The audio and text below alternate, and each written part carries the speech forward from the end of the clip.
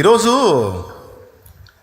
నానా రకాల బాధలతో, సమస్యలతో, ఇరుకులతో, ఇబ్బందులతో నలిగిపోతూ ఎన్నో శ్రమలతో మీరు ఇక్కడికి వచ్చా. నేను సింపుల్గా ఒక మెసేజ్ చెప్పొచ్చు.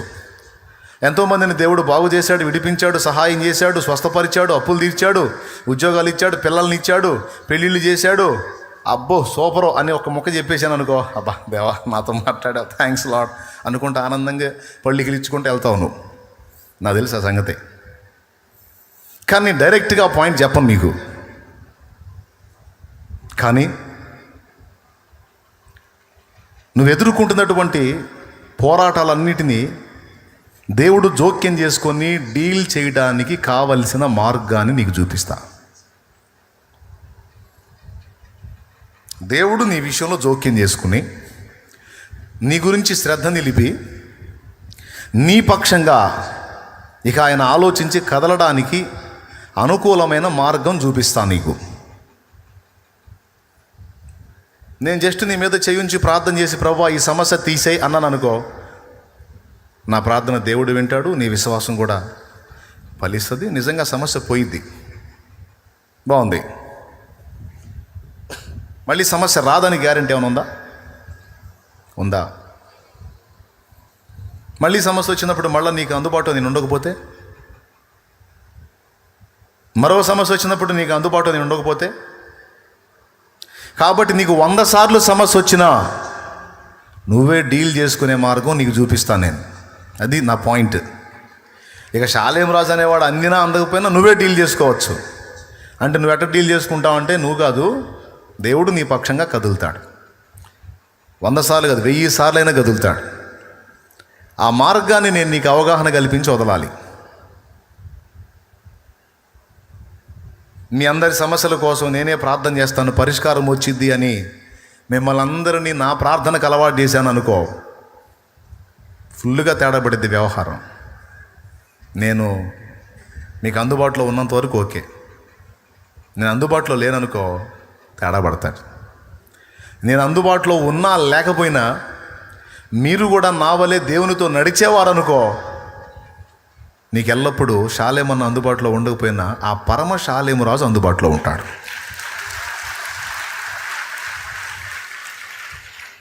నీకు నేను కావాలా, ఆయన కావాలా? పెద్దగా చెప్పమా, అవునా? రైట్. నీకు ఈ షాలేం రాజు అన్నతో పరిచయం కావాలా, ఆయనతో పరిచయం కావాలా? రైట్. మెయిన్ ఆయన. ఆ లింకు కలపటానికి నేను, ఆయన్ని నిన్ను కలపటానికి నేను. ఓకే. దీన్ని ఇంకో భాషలో చెప్పాలంటే,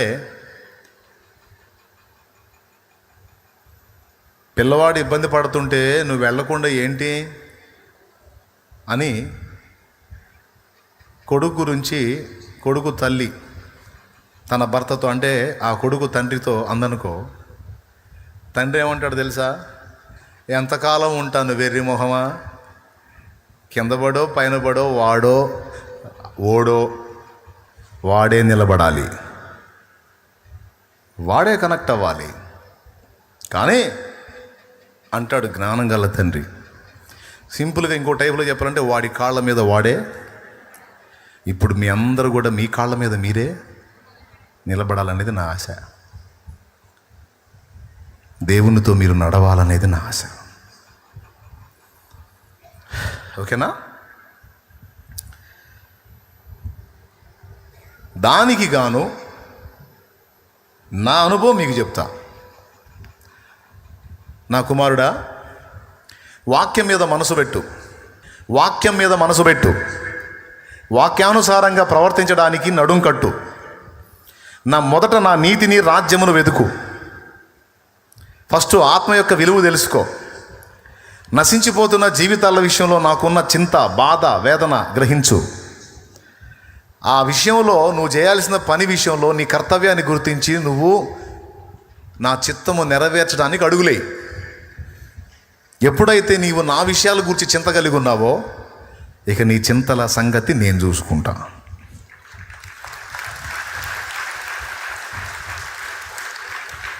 ఇక నీ బాధ్యతలు, నీ ఇబ్బందులు, నీ శోధనలు, నీ ఎక్సెట్రా నేను చూసుకుంటా. అయితే నువ్వు ప్రజెంట్ నువ్వు ఎదుర్కొంటున్నటువంటి పరిస్థితుల మీద దృష్టి పెట్టద్దు. నేనేది నీకు చెప్పానో దాని మీద మనసు పెట్టు. మొదట నా నీతిని, నా రాజ్యం, పిదప నీకు అన్నీ నేను ఇస్తా. నీకేం కావాలో నాకు తెలుసు, ఎప్పుడు ఇవ్వాలో ఎలా ఇవ్వాలో నాకు తెలుసు, నేను ఇస్తా. ఇది సూత్రం.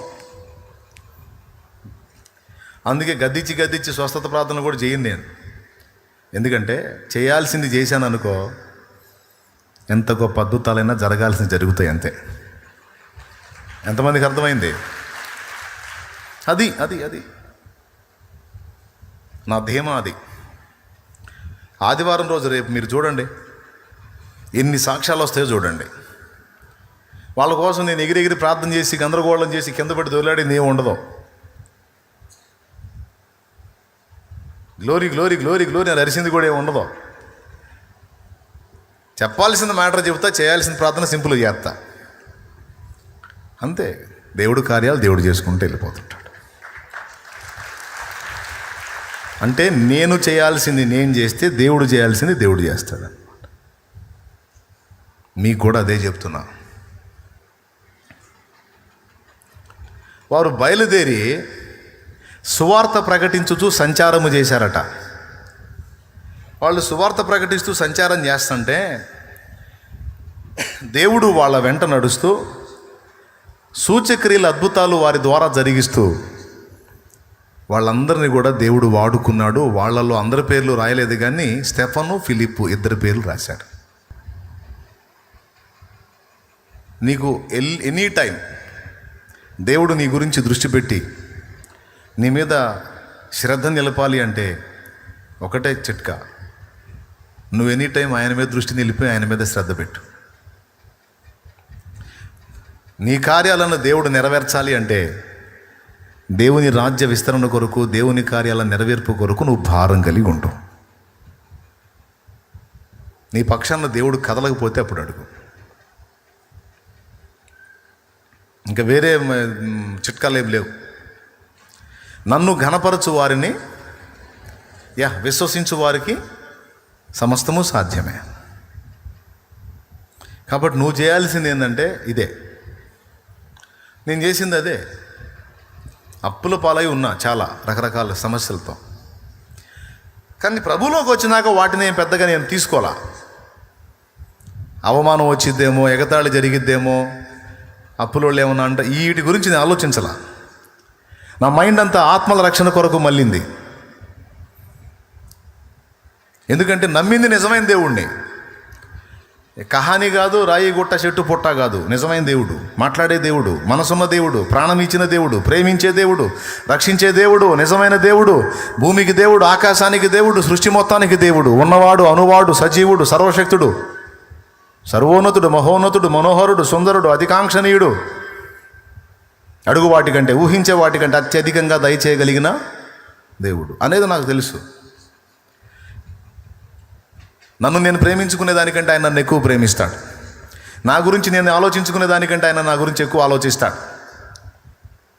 అంత నా వరకేనా? నీకు కూడా నా గురించి కూడా అన్నా అంటే చేయొచ్చు. నీ గురించి కూడా అంతే ఉందా, లేకపోతే ఏమన్నా మార్పు ఉందా?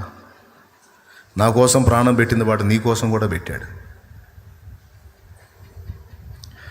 హల్లెలూయా. కాబట్టి నా విషయంలో చింత ఉన్న దేవునికి నీ గురించి కూడా ఉంది.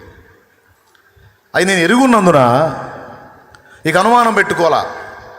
ఈ అప్పు తీరిద్దా, ఈ సమస్య పోయిద్దా, ఈ రోగం తగ్గిద్దా, ఇదేమన్నా కొలికి వచ్చిద్దా, వామ్మో ఏమైద్దో అనే విచారాలు వదిలేశా.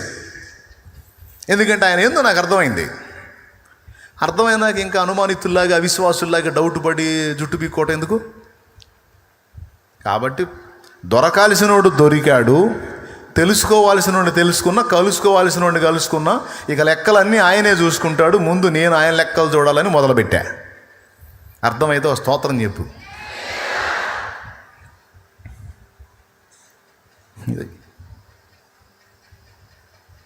ఆదివారం దేవుని సన్నిధికి వెళ్ళి ఇంటికి వచ్చి పరిశుద్ధ గ్రంథం ముందేసుకొని చదవటం, ఇక ప్రార్థన చేయటం, పరిచయస్తులందరికీ యేసును పరిచయం చేయడం మొదలుపెట్టా. ఈరోజు మీకు ఒక మాట చెప్తా. యెరూషలేములో ఉన్న ఒక చర్చ్ అంటే సంఘం చెదరగొట్టబడితే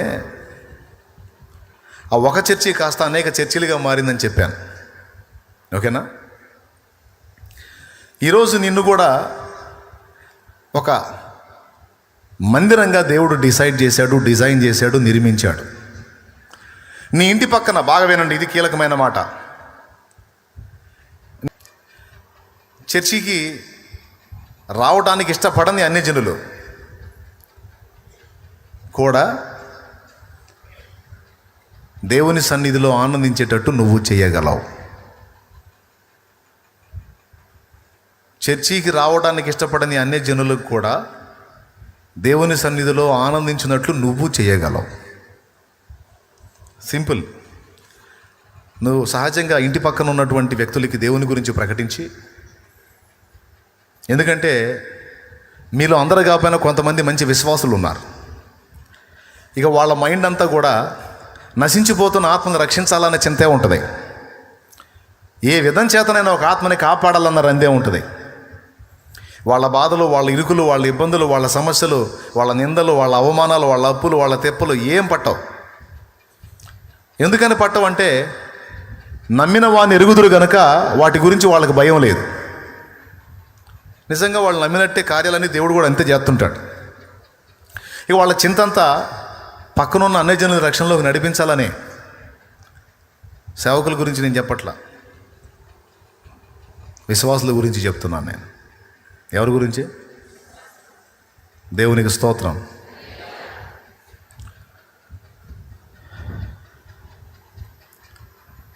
ఒకవేళ ఇది మీలో ఎవరికైనా అర్థం కాకపోతే సీనియర్స్ కొంచెం జూనియర్కి అర్థమయ్యేటట్టు చెప్పండి.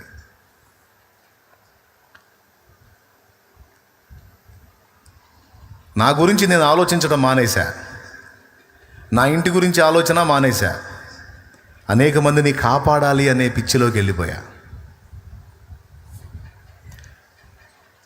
ఎదుటి వాళ్ళ గురించి ఎప్పుడైతే ఆలోచించి వాళ్ళకి ప్రకటించి వాళ్ళ కోసం ప్రార్థన చేయటం మొదలుపెట్టానో, ఇక నా చింతల సంగతి ఆయన చూసుకున్నాడు. నాకు స్వేచ్ఛ స్వాతంత్ర్యాలను ఇచ్చాడు మహానుభావుడు. బాగా వినండి. ఇప్పుడు ఇంత చెప్పిన తర్వాత కూడా నీ అప్పుల గురించి, నీ బాధల గురించి, నీకు పిల్లలు లేరని, నీ ఇంట్లో వ్యక్తులు మారలేదని, లేకపోతే ఏదో సమస్యలు పెట్టుకొని ఆలోచిస్తున్నావా? వదిలేసావా? వదిలేసానన్నా అంటే చేయొద్దు. వదిలేసావా? వదలలేదా? వదలకుండా అంతే పెట్టుకుంటే నేను చేయగలిగింది ఏం లేదు. దేవుడి మీద నీకు విశ్వాసం ఉంటే ఇప్పుడే వదిలే. దేవునికి మహిమ. వదిలే, ఆయన చూసుకుంటాడు. ఆయన వదిలేయమన్నది వదిలే, ఆయన చేయమన్నది చేయి. అదే ఇది. అదేంటిదంటే, నా ఇంటి పక్కన వాళ్ళు కూడా దేవుని సన్నిధిలో ఆనందించేటట్టు చేయొచ్చు, అన్యులు కూడా నేనన్నా. ఏ మాటతో అన్నానంటే, వాస్తవంగా వాళ్ళు చర్చికి రావాలి. వాళ్ళు చర్చికి రానప్పుడు చర్చియే వాళ్ళ దగ్గరికి వెళ్ళాలి. ఇది నా పాయింట్. ఈ చర్చి వాళ్ళ దగ్గరికి ఎట్టబోయిద్ది? అన్ని జనుల దగ్గరికి. మీ ఇంటి పక్కన ఉన్న సుబ్బాయమ్మ దగ్గరికి తండ్రి సన్నిధి మందిరం పోయిద్దా? మీ ఇంటి పక్కన ఉన్న వెంకట్రావు దగ్గరికి తండ్రి సన్నిధి మందిరం పోయిద్దా?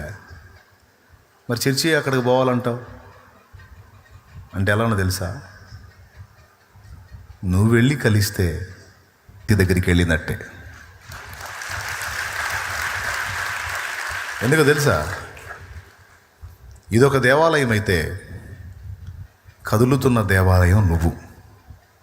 ఒక్కసారి 1 కొరింథీ 3:16, 6:19 బైబిల్ది. 1 కొరింథీ 3:16, 6:19 ఒక్కసారి చూడు తొందరగా.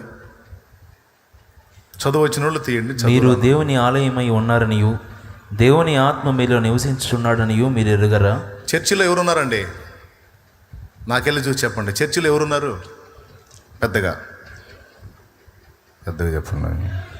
అది కదా సౌండ్. దేవుడు ఉన్నాడు. చర్చిలోంచి మనం బయటికి వెళ్తే రోడ్డు మీద మనం తిరుగుతుంటే ఆ రోడ్డు మీద దేవుడు ఉన్నాడా? బజారులో మనం తిరుగుతుంటే బజారులో దేవుడు ఉన్నాడా? చర్చిలో దేవుడు ఉన్నాడు. ఇంకో చోట ఏడున్నాడు తెలుసా? నీలోనే ఉన్నాడు. అది వాక్య సత్యం. ఎవరిలో? మారు మనసు పొంది, పాపక్షమాపణ నిమిత్తం బాప్తీసం పొంది, పరిశుద్ధపరచబడి దేవునికి చెందిన వ్యక్తివైన నువ్వు, క్రీస్తు రక్తములో కడగబడిన నువ్వు, జీవగ్రంథంలో పేరు సంపాదించిన నువ్వు, నీలో దేవుని పరిశుద్ధాత్మ నివాసం ఉన్నాడు. నీలో ఆయన ఉన్నాడు. నువ్వు ఎక్కడికి వెళితే అక్కడ దేవుని సన్నిధి వస్తుంది నీతో పాటు. నీలో ఉండి ఆయన నువ్వు ఎటు తిరిగితే అటు నీతో పాటు ఆయన వస్తున్నాడు. ఒక అన్యజనుడి దగ్గరికి నువ్వు వెళ్ళావు అనుకో, నీలో ఎవరున్నారు? ఇప్పుడు ఆ అన్యజనుడు ఎవరు సమక్షంలో ఉన్నాడు? దేవుని సమక్షంలోనే ఉన్నాడు. నేను రాగానే మీ అందరికి వందనాలు చెప్తా. ఎందుకో తెలుసా? మీరు కూడా దేవుని సంఘం, దేవాలయం కాబట్టి మీ అందరిలో కూడా ప్రభు ఆత్మ ఉన్నాడు కాబట్టి భయంతో చెప్తా. కొంతమంది కాదు, దేవుని ఆత్మ మీలో ఉన్నాడు అందుకు చెప్తా. ఓకేనా? ఇప్పుడు గమనించండి, దేవుని సన్నిధిలో నుంచి మీరు వెళ్ళినప్పుడు దేవుడిని వదిలేసి వెళ్ళట్లా, దేవుడు మీతో వస్తున్నాడు. ఇప్పుడు ఒక అన్యజనుడి దగ్గరికి నువ్వు వెళ్ళావు అనుకో, నీతో పాటు దేవుని సన్నిధి వాని దగ్గరికి వస్తుంది. తను చర్చికి రాలా, కానీ నీ దగ్గరకు వచ్చి సహవాసం చేస్తున్నాడు. తమ్ముడు, చెల్లి, తను చర్చికి రావట్లా, కానీ ఆమె నీ దగ్గరకు వచ్చి సహవాసం చేస్తుంది. కనీసం నీతో సహవాసం చేసిన ఆమె చర్చిలో కలుస్తున్నట్టే. ఎందుకంటే నువ్వే చర్చి కాబట్టి, నువ్వే మందిరం కాబట్టి. ఈ కీలకమైన మాట మీ అందరి హృదయాల్లో ముద్రితం కావాలని నా బాధ. అందరి హృదయాల్లో రావాలా? ఎవరికి వాళ్ళు తనలో దేవుని సన్నిధిని గుర్తుపట్టాలా? తమ తోటి వారి విషయంలో తమకున్న బాధ్యతను గుర్తుపట్టాలా? ఒక దేవుని ఆత్మ సంబంధిగా వారి కోసం రిస్క్ చేయాలా? దేవుని మాటే కాదు, వారికి దేవుని శక్తి ఏమిటో కూడా చూపించాలా? ఈ మందిరానికి రాకముందు వాళ్ళు నీ మందిరంలో నిన్ను కలుసుకుంటారు. ఈ మందిరానికి రాకముందు వాళ్ళు నీ మందిరంలో నిన్ను కలుసుకుంటారు. ఫస్ట్ వాళ్ళు నీ దగ్గరకు వస్తారు. నీ దగ్గర దేవుని శక్తిని అనుభవించిన తర్వాత, దేవుని వాక్ ప్రత్యక్షత పొందిన తర్వాత నువ్వు వెళ్ళే ఈ సహవాసానికి అప్పుడు కలుస్తారు వాళ్ళు. ఈరోజు ఇంత పెద్ద సహవాసం, ఇంతమంది ప్రజలు అలా వచ్చిన వాళ్ళే. వారు నా ఎదుటికి రాకముందు నా ఆత్మీయ బిడ్డల్లో ఉన్నటువంటి దేవుణ్ణి వాళ్ళు ఆరాధించారు. నా ఆత్మీయ బిడ్డల్లో దేవుని శక్తిని వాళ్ళు అనుభవించారు. ఆత్మీయ బిడ్డల్లో కొంతమంది వెళ్ళి వాళ్ళ కోసం ప్రార్థనలు చేశారు. వాళ్ళు రోగులుగా ఉన్నప్పుడు వాళ్ళకు నూనెలు రాసి ప్రార్థన చేసి, స్వస్థతా కార్యం, దైవశక్తి అనేది వాళ్ళకి రుచి చూపించి ముందు వాళ్ళని అక్కడ దేవునికి కనెక్ట్ చేసి ఆ తర్వాత ఇక్కడ దాకా తీసుకొచ్చారు.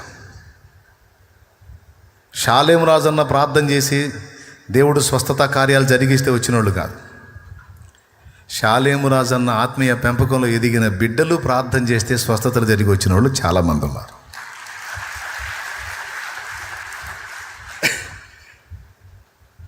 ఇది సంఘం మొత్తానికి అర్థం కావాలా. నువ్వు ప్రార్థన చేయాలి తమ్ముడు. సమస్యలో ఉన్న వ్యక్తి కోసం నువ్వు ప్రార్థన చేయాలా. ఆ వ్యక్తికి చెప్పి మరీ చేయాలా. నువ్వు ఈ ప్రాబ్లంలో ఉన్నావు, నేను నీకోసం ప్రార్థన చేస్తా, నా దేవుని శక్తి ఏంటో నువ్వు చూసేటట్టు చేస్తా. దేవుడు కార్యం జరిగిద్ది. తప్పకుండా నువ్వే నా దేవుని గురించి తెలుసుకుంటావు. సహజంగా ఇప్పటిదాకా మీకేం చెప్పానంటే సువార్త ప్రకటించండి ప్రకటించండి ప్రకటించండి ప్రకటించండి అని చెప్పా. ఎంతమంది గుర్తుంది? కొద్దిగా తొందరగా స్పందించండి, నీరసం వస్తుంది. ప్రకటించండి ప్రకటించండి అని చెప్పా. అంటే దేవుని మాట వెదజల్లండి అని. ఇప్పుడు రెండో మాట మొదలుపెట్టా, శక్తిని చూపండి శక్తిని చూపండి శక్తిని చూపండి అని. ప్రకటించడం ఎంత అవసరమో దేవుని శక్తి ఒక వ్యక్తి చూడటం కూడా అంతే అవసరం. ఇంకా చెప్పాలంటే ప్రకటిస్తే దేవుని మాటలు వింటాడు, కానీ నువ్వు ప్రార్థించినప్పుడు ఆ వ్యక్తి దేవుని శక్తిని చూసి నీ వెంటబడి దేవుని పాదాల చెంతకు పరిగెత్తుతాడు. అర్థమైందా? సహజంగా శాలేమన్నా చెప్పమన్నాడు కాబట్టి చెప్పి ఊరుకుంటా, నాకు వాడు రాని రాకపోతే నాకు అనవసరం అని సహజంగా ఒక్కసారైనా సరే వాడికి సువార్త చెప్పాలని సువార్త చెప్పటమో లేకపోతే సత్యదర్శన పుస్తకం ఇవ్వటమో మాత్రమే చేస్తారు. అదే కదా ఇప్పటిదాకా మీరు చేసింది. బంధువులకైనా స్నేహితులకైనా ఇరుగు పొరుగులకైనా జస్ట్ పుస్తకం ఇవ్వటమో దేవుని గురించి సువార్త మాట్లాడటమో చేశారు. ఇప్పుడు ఇంకొక సంగతిని దేవుడు నీ దృష్టిలోకి తీసుకొస్తున్నాడు. అదేంటంటే ఒట్టి మాటలే కాదు, దేవుని శక్తిని వాళ్ళు చూచున్నట్లు వాళ్ళకి చెప్పి ప్రార్థన చేయాలి. నువ్వు ఏ సమస్యతో వారున్నా వారికి నువ్వు దేవుని బట్టి విశ్వాసాన్ని బట్టి భరోసా ఇచ్చి, ఇదిగో నువ్వు ఈ సమస్యలో ఉన్నావు నాకు చెప్పావు కదా, దీని గురించి నీకు పరిష్కారం లభించినట్లు నేను నీ కోసం ప్రార్థన చేస్తా, ఈరోజు డేట్ వేసుకో, దీని గురించి నీకు పరిష్కారం వచ్చినట్లు నేను నీ పక్షంగా మొర్ర పెడతా, నీకు సమాధానం వచ్చినప్పుడు నాకు తెలియజేయి అని ఆ రోజు నుంచి ప్రార్థన మొదలుపెట్టు తమ్ముడు. ఆ వ్యక్తి కోసం మధ్య మధ్యలో పలకరిస్తూ ఉండు, కలుస్తూ ఉండు. ఆ వ్యక్తి కోసం నువ్వు ప్రార్థన చేస్తున్నావని, ఆ వ్యక్తి విషయంలో నువ్వు ఆసక్తి కలిగి ఉన్నావు అన్న సంగతి వానికి అర్థమైంది కనుక తప్పకుండా నీకు ఆన్సర్ చేస్తూ ఉంటా. దానివల్ల ఏం జరిగిందంటే ఫెలోషిప్ ఏర్పడిద్ది, సహవాసం ఏర్పడిద్ది, స్నేహం ఏర్పడిద్ది. కొద్ది కాలానికి దేవుని శక్తి కూడా ఆ వ్యక్తి చూసే కార్యం జరిగిద్ది. ఆ కార్యం చూసిన నాడు తనే నీ దగ్గరికి వచ్చి అడుగుతాడు, అన్నా నువ్వు అన్నట్టే కార్యం చేశాడు దేవుడు, యేసయ్య కార్యం చేశాడు. ఆ పాస్టర్ సంగతి ఏమో నాకు తెలియదు, నీ బోధకుడు సంగతి ఏమో నాకు తెలియదు, కానీ నీ ప్రార్థన విని నాకు జవాబిచ్చాడని మాత్రం తెలుసు. నాకు కొడితే గట్టిగా,